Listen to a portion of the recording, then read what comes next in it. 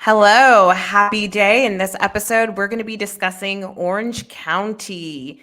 And dare I say, this is the episode where Jennifer Pradante has solidified herself as a housewife star. Oh, you think so? I didn't get that vibe. I do. Okay. I Why? definitely did. The end of the episode, her going after Tamra, like to me, that was everything. Yeah, I guess. I just feel like I've seen her kind of like she's always been willing to go toe to toe, and then I feel like then she quickly backs down. So I need to see how it follows. No, I don't know. I just thought it was impressive. I think for me as a housewife, I think she's refreshing to me in a lot of different ways. Like she cops into like, yeah, I wore fake stuff last season. She's not like offended by it. Yeah, I'm gonna go straight to Tamara's room and call her out. Like I just think she's shown me a lot of different ways where I'm like, girl, you're a star. I still think Ryan is sketch, and I know I did say that I do think Tamara's gonna be vindicated. I do think that could still be true. However, Jennifer herself to me is a fantastic housewife. I think she's a great housewife. We'll get into some of the things. Like I do think she is not afraid to ask people very direct questions, which is kind of surprising because she doesn't give you this super strong personality vibe, right away, but she definitely has her moments.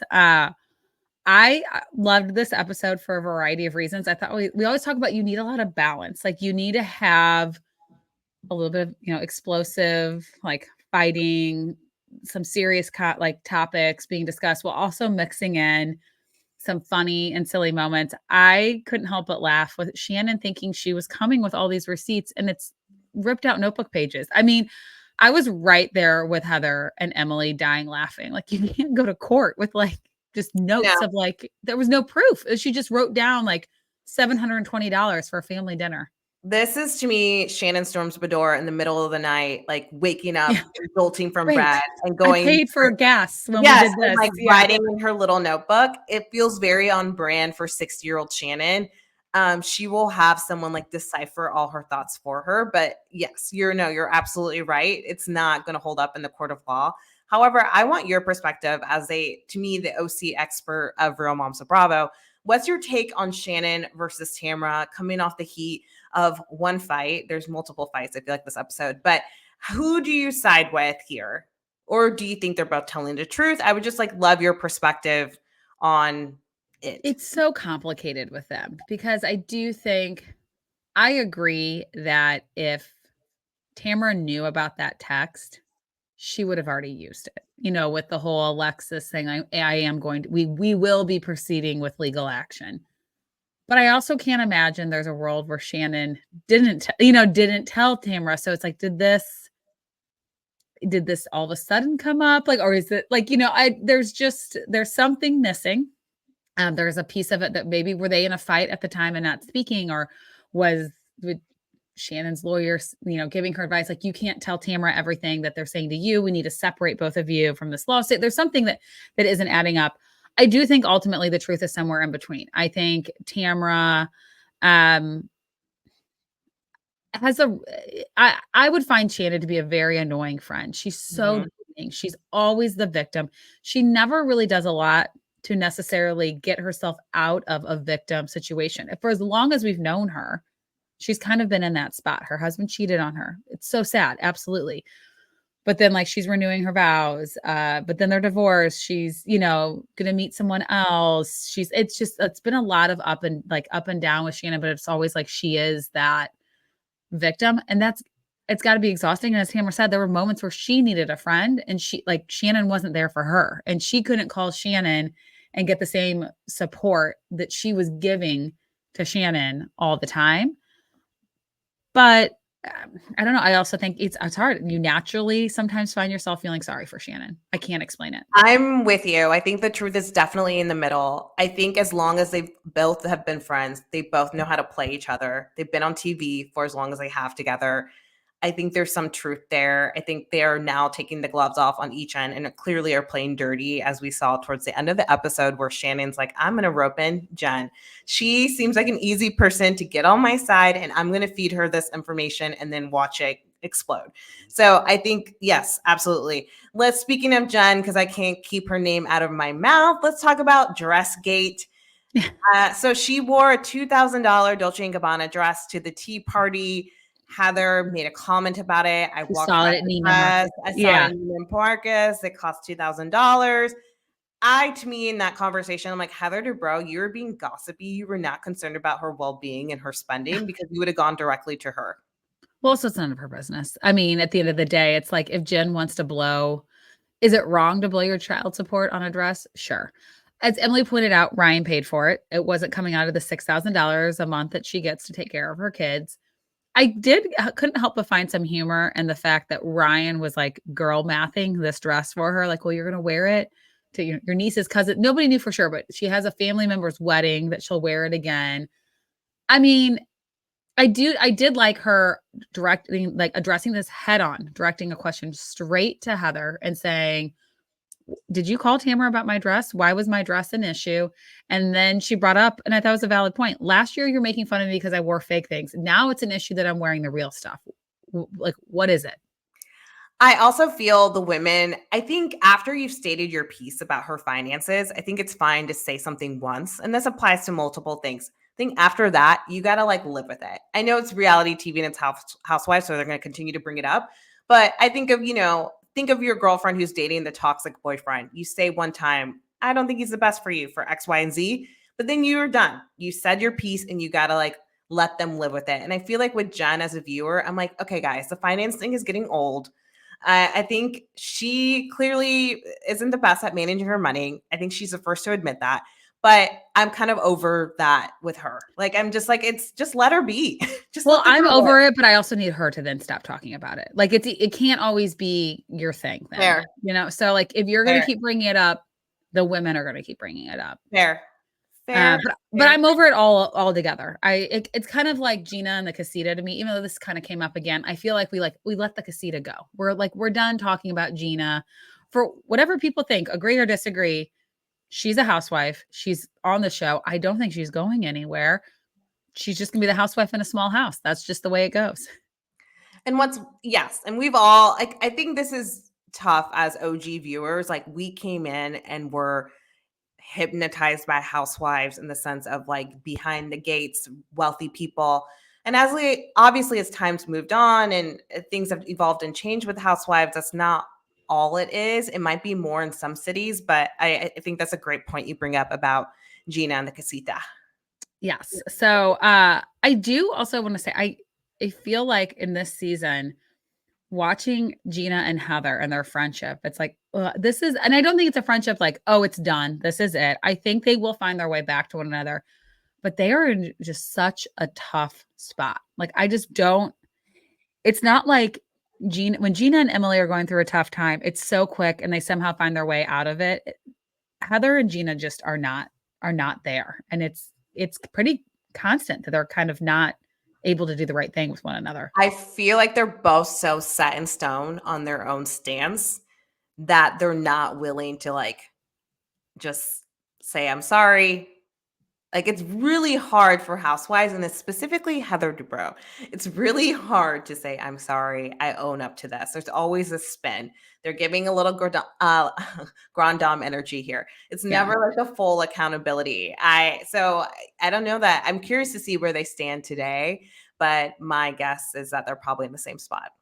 Well, I think there might be some progress because, not getting too far off this episode, but Gina was on Watch What Happens Live last night. And she said, Andy was like, I feel like I just saw you at the reunion. And she said that she was like, it was almost nice. So I wonder, I mean, like, did they make progress? I would like for there to be a reunion where it does feel like, wow, like we're leaving this in a good spot. We've made some resolution. We haven't had that in a while. I mean, some people argue like, well, Salt Lake City, ended with all of them kind of friends, but we picked up and they're like, no, we're still pissed at one another. We just wanted to bring Monica down. So like truly having it be in a good spot, because then I think as we go into the next season, it's like this whole sense of like, well, what is it going to be? Like, there's always going to be drama. There's always going to be conflict. Like, you can't always predict it. If this is how it ends, like how the reunion really does wrap up, I'm like, ooh, I'm excited. I'm excited for a reunion where we end and everyone's on good terms, knowing something unexpected will then be coming the following season. Yes, and I think it's gonna be a three-parter Oh, based for on, sure. again, because Jeff Lewis has become a housewife in his own right, with all these different he's on so many different shows I just mean, about smart the to bring him radio back on show. Bravo. They're like, you're being mentioned in every storyline. We might as well Yes, have you on here. yes, Yeah. side announcement as a chump and someone who listens to his show. I love that toxic ass, and I'm excited for him to be back out on. I'm looking forward to seeing Zoila, but in case you missed that announcement, Jeff Lewis is coming back to Bravo. But circling back to Orange County, so they're at this fancy dinner. A couple of things that made me laugh at this dinner. One, Heather Dubrow, after having her this conflict after watching Shannon and Tamra go at it, then say, I know it may be inappropriate, but this is the best onion ring I've ever had. It just made me You laugh. two seem to hate each other. I know you've been best friends for a long time, but you should really try, especially because it was an onion ring. That's so un-Heather Dubrow. If it was like Yes. this caviar is exquisite, I'd be like, oh, okay. But no, she's like, this onion ring is the best damn onion ring I have had.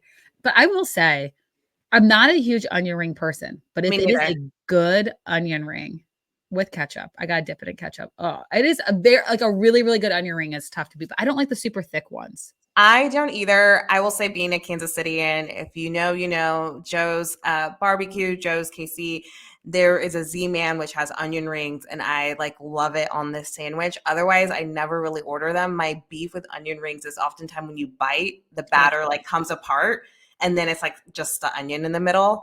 So, but You anyhow, know who also has good onion rings, but sadly, this local KC chain is like I feel like it's dying, and it's gonna break my heart when the last one goes. Winstead's.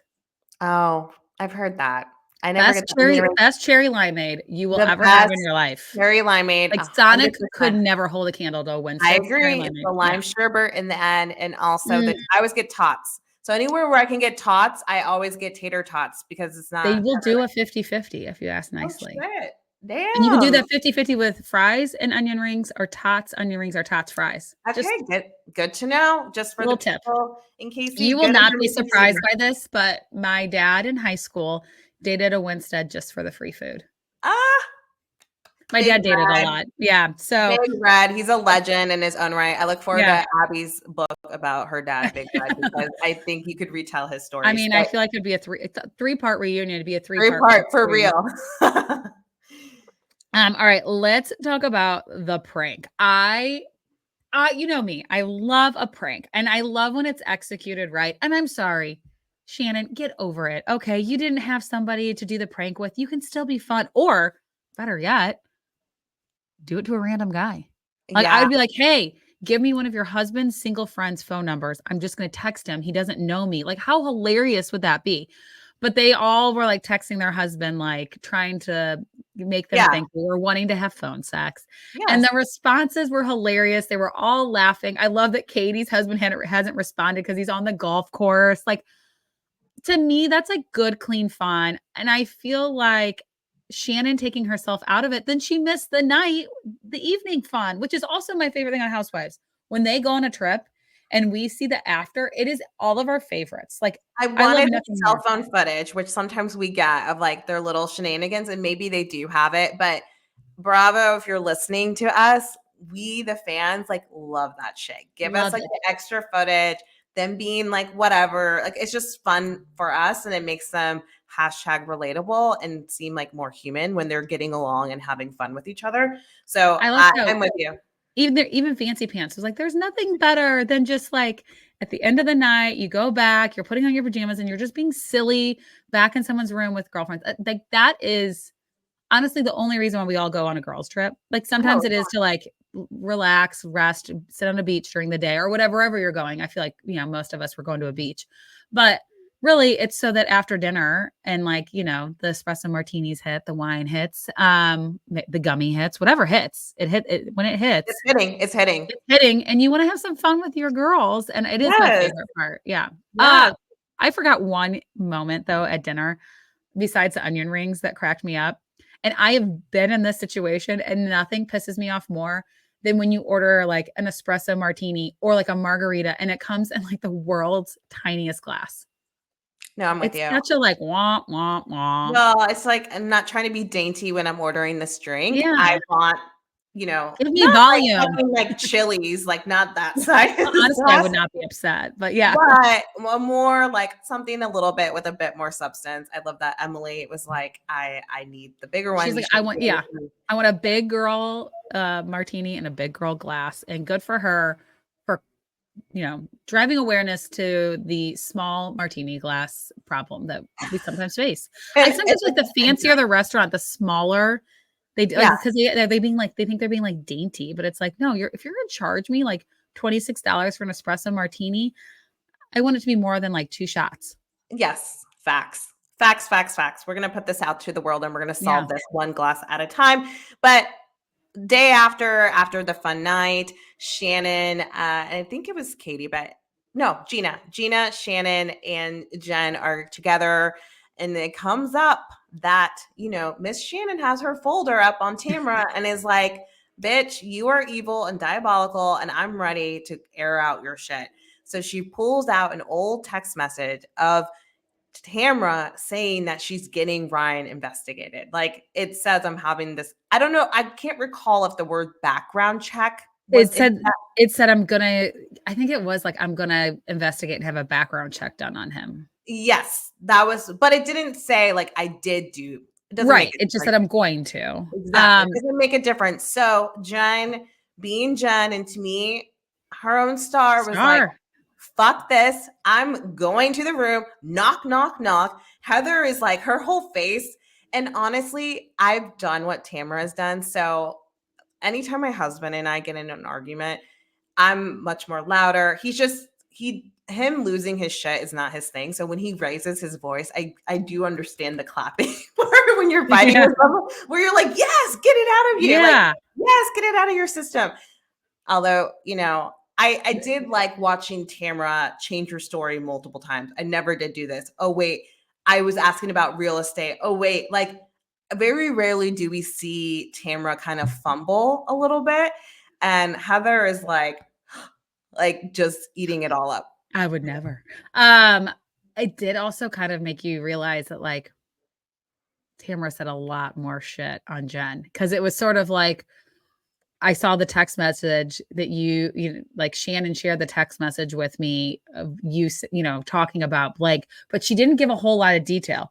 So Tamara's like, I feel like Yeah. that's what she was scrambling. And it was like, she couldn't figure out because she's like, I've talked so much shit on you. Yeah. And she's like, I don't know what you know. And this is a good Yes. opportunity for Jen to play into that Yeah. and be like, I know there's something else. Not Mm-hmm. say what that is, and seeing what she says as a good way to trap her. But all in all, a great episode of Orange County. We're both loving this season. We know the reunion has wrapped, so it feels like we're going to be getting closer to the end here. I'm not sure. I don't even can keep up with the episode count, but great season. I feel like we probably have. I don't know what episode number this is. I can pull it up real quick. We are on episode 15. 16. Oh, yes, Yeah. you're correct. 16. So next week will be 16. We are probably getting close. They come back from the trip. There's going to be some finale. We're probably going to get to around 19 episodes at most, and 3-part finale puts us at 22, which is about normal for OC. Yeah. They had been trending like the last couple of years, having less episodes, but I think they're back up to where they were. So we're probably like final 3 episodes. Oh my gosh, wild. Okay, we'd be remiss if we don't mention Tamara's news and her stupidity with it. Listen, we received so many messages from you. She needs to understand how her words, especially, can impact a community, how you don't get diagnosed with autism after one therapy session. You need to what bothered me even more is in her apology wasn't really an apology. It was like, I shared too soon. I shared too soon, fine. But also you could be like, I could understand how my words impacts this community, this beautiful community, and me blaming my lack of empathy on this potential diagnosis is not the way to go. I feel like it just perpetuates such a stereotype because I've heard people be like, "Oh, no," like someone's like might say like, "I'm being told that my child might be on the spectrum. I need a, we're going to go see a specialist." And people, I think sometimes their intentions, they mean well when they say this, but they'll be like, "Oh, but she's a girl. Girls don't usually have autism." Or they might be like, "But she allows people to hug her or allows people to hug him. People who are autistic don't let people hug them." It's like there isn't like this tiny little like the spectrum, it's a spectrum because it's a wide Yes. range. And so I think for her though, she was like perpetuating a stereotype. She was also using it, to me, it felt like as a shield. Like, and a lot of parents of autistic children posted very great reactions to it. There were several of them. We shared a lot of them on our page that were like, you saying that you don't know how to like you like you're basically, she was saying like me being mean to someone is because I'm autistic, and it's like that's so not true and so No. unfair. And I don't know, I'd love to know what was really said. Like, you have one therapy session. A therapist can't diagnose you with autism, nor are they going to even attempt to give you a diagnosis their first meeting.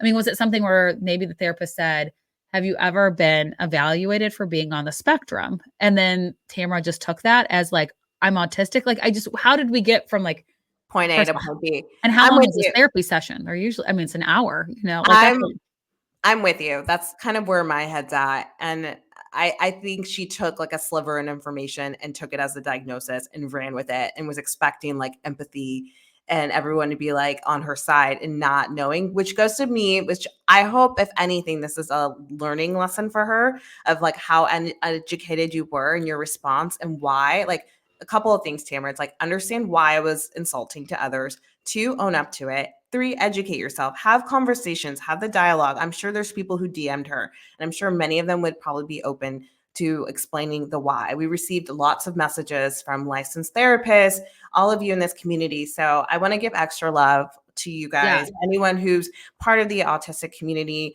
we see you. I'm sorry that she painted such a dirty light I to it, know. an unfortunate light. That might have been a poor choice of words, but all this to say is that we see you, we hear you, and we have your back. Yes. And also, I would highly recommend Tamara, who I know I'm sure listens to this podcast, JK. She needs to watch Love on the Spectrum to really like Oh, understand, like, because I feel like she was like again stereotyping as if like people who are on the spectrum are incapable of feelings, or I know she just made it seem like people who are autistic are so like cold and robotic, and that's why I'm a bitch because I'm autistic. And it's like, okay, first of all, you've made a lot of bad decisions that has nothing to do with your autism. Like, yeah. it isn't. I would really also love for her to have like a sit down with parents of autistic Yes. children as like, and like truly be receptive to why that what she said Yes. hurt them, but also like what it really means to be autistic, because she might be, and it might be a journey that she's on. Something caused her, like she heard something from someone that caused her to make this announcement. I don't think she pulled it out of the air, but I think she needs to think about it a little bit. Yes. 1,000%. And it's like a learning lesson for anyone. Just before you word vomit, maybe take a step back and educate yourself a little bit so you don't come across as a dumbass and insult an entire community. Okay, well, with that wraps up this Orange County episode. You guys know what to do. You guys go ahead and scroll down. We have a goal of getting 1,500 reviews by the end of the year. Yes, it is October, and I think we can still do that. So do your part, hit 5 stars, leave a written review, and with that, make it a great day or don't. The choice is yours.